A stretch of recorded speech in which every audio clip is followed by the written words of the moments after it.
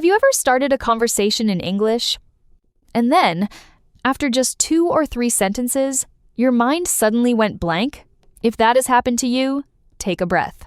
You're about to learn exactly why it happens, and one simple shift that fixes it. Hello, my friend. Welcome back to English Glowmind.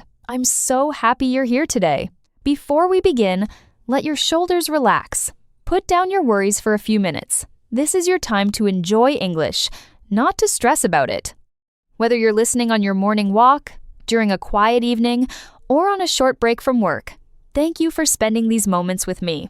Today is day 24 of our 30 Days to Think in English journey. Let me tell you a small story. Imagine a woman named Lan. She meets a new coworker on her first day. She smiles and says, "Hi, how are you?" The coworker smiles back. "I'm good. How about you?" Lan answers, "I'm good too." And then, silence. Lan's mind feels empty. She doesn't know what to say next. Her heart starts beating a little faster.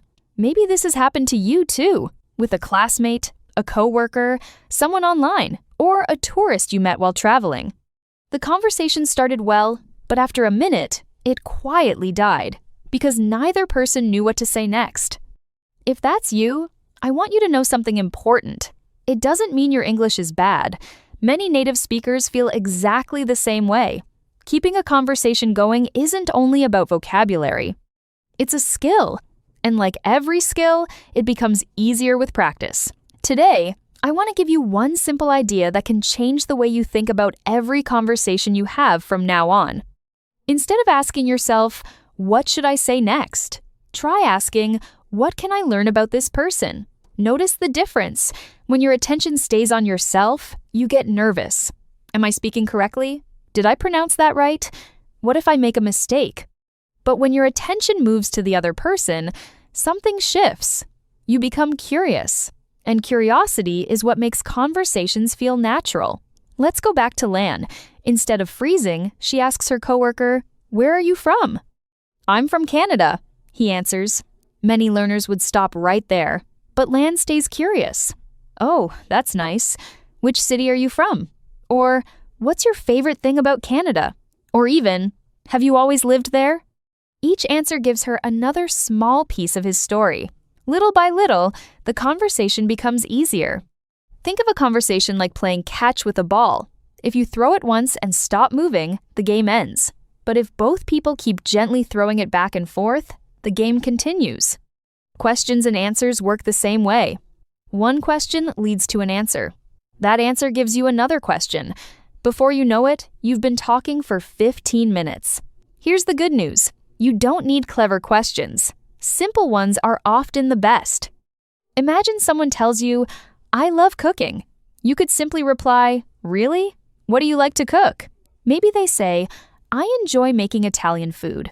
Now you have another opening. "Oh, what's your favorite dish?" They smile. "Homemade pizza." You laugh. "That sounds delicious. Have you ever made it from scratch?" Notice what's happening.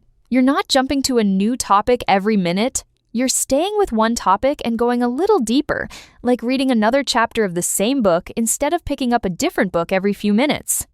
Another powerful habit is listening for small details.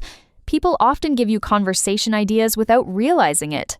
Someone might say, "I had a busy weekend because I visited my grandparents." Right, there are 3 doors you could open. Do they live nearby?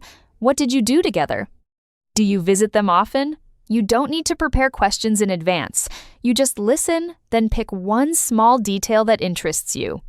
This is why great conversations are built more on listening than on speaking. Many learners believe they must always say something impressive, but the best conversationalists are usually the best listeners. People love talking to someone who makes them feel heard. So instead of trying to sound interesting, try becoming interested. That one small change makes a surprisingly big difference. Try this the next time you talk to someone. For a moment, forget about your own sentence. Focus completely on their words. Notice the small details, a place, a feeling, a person they mentioned. Then choose just one of those details and gently ask about it. You'll be amazed at how naturally the conversation continues almost by itself without you having to think of something smart to say. Now, here's something many learners forget. A conversation is not an interview. If you only ask questions one after another, where are you from? What do you do? Do you like traveling? It starts to feel like a job interview instead of a friendly chat. A conversation feels warmer when both people share. If someone says, I really enjoy hiking on weekends, instead of firing another question right away, try saying, that sounds wonderful. I don't hike often, but I love walking in quiet parks. Now you've shared something too. The other person has something to respond to. Maybe they say, you should try it sometime, or what's your favorite park? And the conversation keeps flowing naturally from both sides. Think of a conversation like a bridge. One person builds from one side, the other builds from the other side. When both people contribute, the bridge becomes strong enough to walk across. Small reactions matter too. You don't need long sentences. Sometimes just, really? That's interesting. Wow. I see. Or, that sounds fun, is enough. Imagine telling a story while the other person stays completely silent. You'd wonder if they're even listening. But when someone smiles, nods, and says, really? You feel encouraged to keep going. You can give that same feeling to someone else, even with very simple English. And here's a small phrase with big power. Tell me more. If someone says, I started learning English 2 years ago, you can simply smile and say, tell me more. You don't have to control the whole conversation. You just have to open a door and let it grow.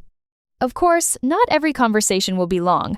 Sometimes people are busy or tired, and that's completely fine.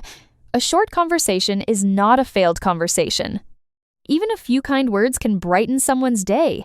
So don't judge yourself by how long you talked. Ask instead, did I connect with another person? If the answer is yes, you already succeeded. This mindset matters more than most learners realize. So many of us walk away from a short chat thinking, I should have said more, or that wasn't a real conversation. But connection isn't measured in minutes. A simple smile, a genuine question, a warm, have a good day. These small moments count too. Give yourself credit for showing up, not just for talking a lot. One more gentle reminder, pauses are okay. Many learners panic during a few seconds of silence, thinking, I need to say something, anything. But pauses happen in every language, even between native speakers. A pause simply means your brain is choosing its next idea, not that you've run out of English. So next time there's a quiet moment, don't rush. Take a breath, smile, and look at the other person. Very often, they'll speak first. And if they don't, you can simply ask one more easy question about something they already mentioned. Before we finish, let's quickly review a few phrases you can start using today. Tell me more. That sounds wonderful. What's your favorite part about that? Have you always? I've always wanted to try that. Keep these close. They're small, but they open big doors. As we close today's lesson, think about your own conversations. The next time you speak English with someone, don't worry about impressive vocabulary. Don't try to sound perfect. Be curious. Listen carefully. Ask one simple follow-up question. Share one small thing about yourself, and let the conversation grow naturally, one exchange at a time. Your goal is no longer to impress people. Your goal is simply to connect with them. That is what language is truly for. Here's today's small challenge. Have one short conversation in English with a friend, a classmate, a coworker, an online language partner, or even yourself out loud. When the conversation starts to slow down, don't end it right away. Choose one detail the other person mentioned and ask just one more simple question. That's all. Just one. You might be surprised where it leads. Remember, you don't become a confident English speaker overnight. You become confident one conversation at a time. Thank you so much for spending these peaceful moments with me today. If today's lesson helped you, please give this video a like and leave a comment below with today's question. What question do you enjoy asking when you first meet someone? I'd love to read your answers. And if you're enjoying this 30-day journey, subscribe and turn on notifications so you won't miss tomorrow's lesson. Tomorrow is day 25, and we'll talk about something that holds many learners back: how to speak English even if you make mistakes. It's one of the most important mindset shifts in your English journey, and I can't wait to share it with you.